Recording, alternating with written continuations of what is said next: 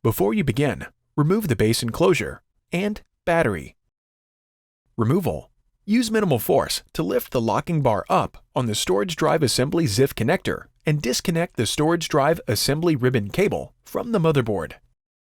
Remove the three 2.8mm P1 Phillips head screws that secure the storage drive assembly to the top cover.